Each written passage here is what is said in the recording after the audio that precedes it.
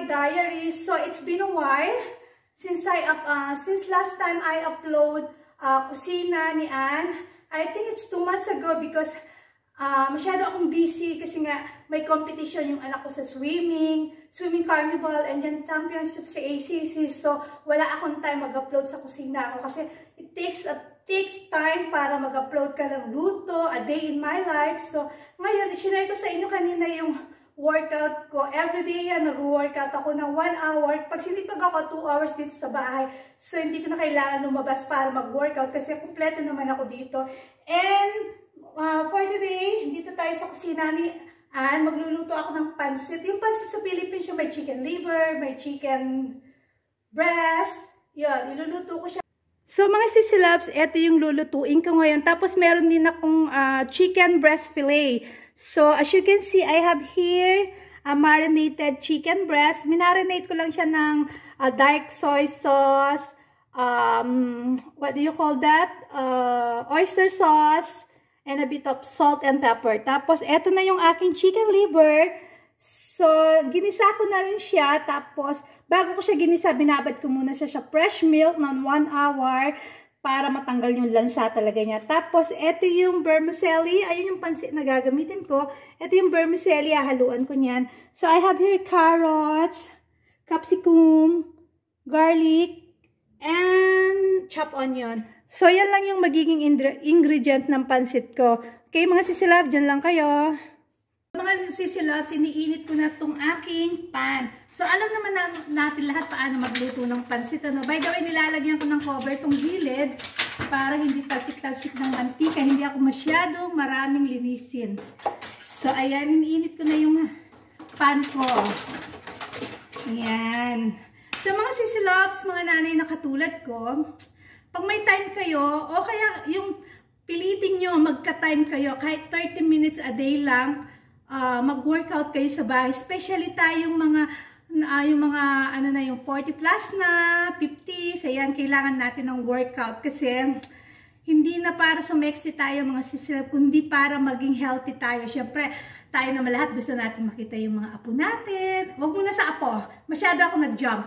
Tayo lahat naman gusto natin makita mag-graduate ang mga anak natin, makita natin silang makabuo ng magandang pamilya, at saka napapasok ko yung apo, hindi muna apo, dapat makilala natin yung magiging manugang natin. Kapag kasi nakita natin yung mga anak natin na nakatapos sila, tapos ang asawa nila, mahal nila yung mga anak natin, katulad ng pagmamahal natin sa kanila, tapos may magandang trabaho sila, so, tapos nakita natin ang mga apo nila, so, tayong mga magulang, yun ang pinaka-the best na feeling natin na makita natin yung mga anak natin na okay na. Sige, at least nagawa ko na yung trabaho ko sa anak ko. So, kung may time kayong dalawa ng asawa nyo, kayo naman dalawang magbandi kasi buong buhay natin na magkaroon tayo ng anak, ini-spend natin sa mga anak natin, no? Pag nakita natin silang okay na ang buhay nila, so time na natin talaga na para sa sarili natin. So, mag-exercise kayo. Hindi naman kailangan mag-shopping. Kung may pera, why not mag-shopping?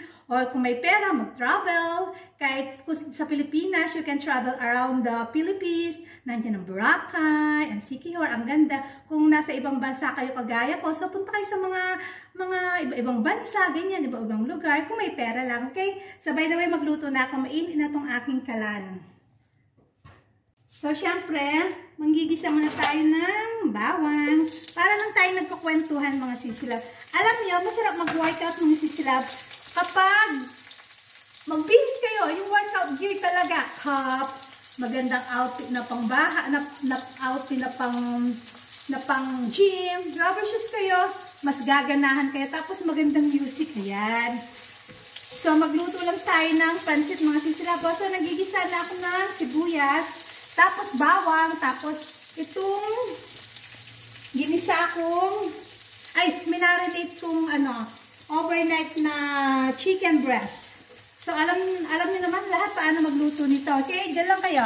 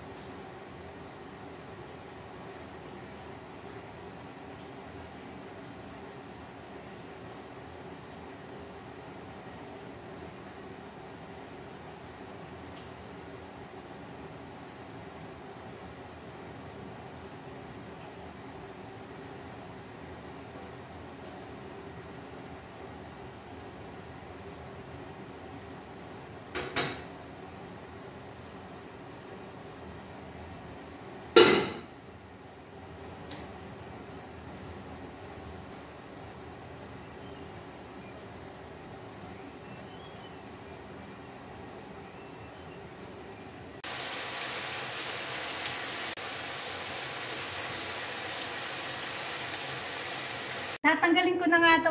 Nakikita nyo. Ayan, ilalagay ko na to.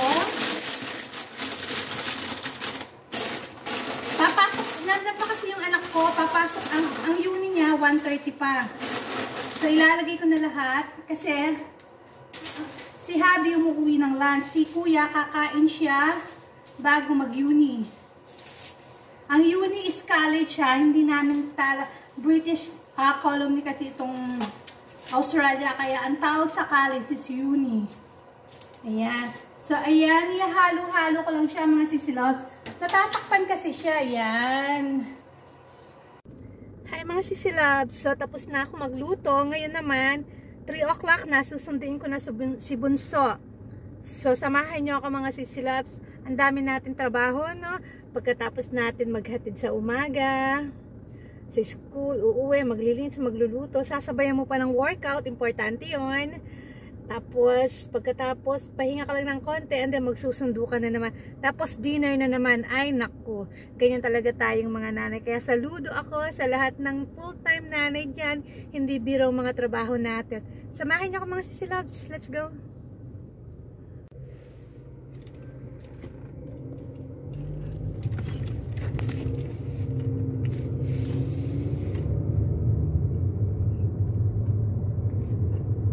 Hi mga sisilog, the vlogger, may dala kang tripod, may dala kang selfie stick. So look at this beautiful view. Windy mga sisilogs.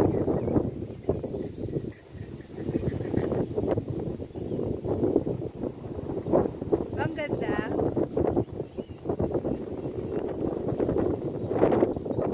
Sobrang windy mga sisilogs, tumatapon yung hat ko. Pasyal tayo banda daan mga sisilabs. Parking na ako mga sisilab. Dito ko pinark yung kotse ko. Free parking naman. So meron, ang pathway na yan mahabang mahaba hanggang dun. So ayan, Ascot Park. Yeah, mali ang sinabi ko kanina. Sabi ko Centenary Park. Mali pala yun. So, papakita ko sa inyo yung view. Ang ganda oh. Tignan nyo oh. Diba ang ganda? Tapos, may kayak dito. Ayun, nagmi-meeting sila. Tapos, may coffee shop dito. Tapos, pwede mong dalhin yung mga bata dito. May palaruan para sa mga bata nandoon. So, ayan, kanya siya kaganda. Parang may ginagawa ata sila. Ayan. Sila, dito na ako mag-i-start mag-run. Ito na yung may ginagawa kasi sila dito, may construction. So dito na ako magsisimula. Ayan. So may nagbo-bike. Ang ganda ng view oh. Ayan oh.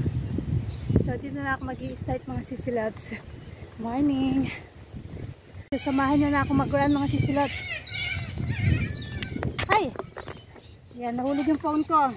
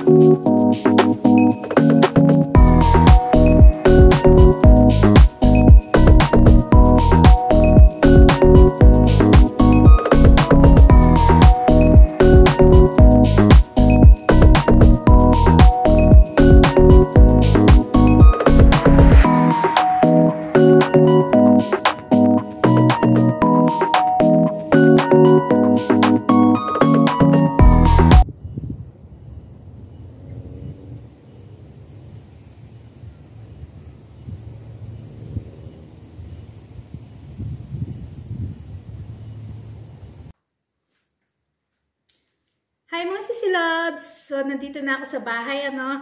Pagdating ko galing mag-jogging, nag-shower na agad ako kasi grabe yung pawis ko, parang naliligo na ako ng pawis. And by the way, mga sisilot, isi-share ko sa inyo after kong mag-workout kung ano yung kinakain ko. So, meron ako ditong broccoli. I-steam ko lang siya. At saka itong carrots. Tapos, meron din ako ditong nag-boil na rin ako ng 3 egg. Ito lang ang kakainin ko ng sisilabs kapag galing ako ng workout. By the way, na ano yung kamay ko? Na-cut ko. Ayan. Siguro dahil gutom na ako. At saka mga sisilabs, kung gusto nyo ng mabilis na pag-lose ng weight, kailangan huwag kayong kumain ng maraming rice. Swerte lang ako kasi mga sisilabs, hindi talaga ako kumakain ng rice. Kahit 1 month walang rice, pwede ako. So, yun lang. Parehas din kasi mahilig din naman ako sa bread. Ang bread, di ba? Carbo din yan. So, ito lang ang kakainin ko mga sisilabs after ko mag-workout. Tsaka mga sisilabs, kapag ang age natin, nasa 40 plus na, kailangan nyo talagang mag-workout. Bigyan nyo ng yung sarili nyo. Bigyan nyo ng time ang sarili nyo. Kasi kailangan natin, as a mommy, di ba? So, syempre, gusto pa natin gusto natin maging healthy. So, gusto pa natin makita makagraduate ang mga anak natin. Gusto pa natin makita kung sino yung mapapangasawa nila, kung aalagaan ba yung mga anak natin, yung mga apo natin. Masyado akong advance na. So, i-steam ko lang to mga sisilabs. Okay, tapos, kakain lang ako kasi gutom na ako. Diyan lang kayo, ha?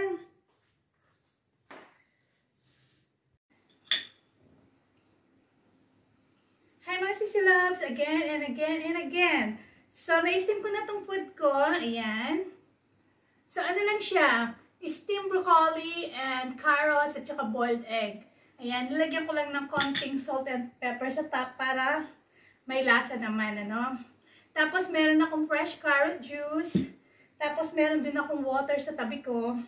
Nandito na ako sa chatter room. Manunood na ako kasi tapos na trabaho ko sa bahay. Yung household chores ko tapos na. So, meron na rin pagkain hanggang mamayang gabi. So, by the way, mga sisilobs, naka-ano ako ngayon? Naka 6,537 steps. Ayan. Usually, dapat ang normal na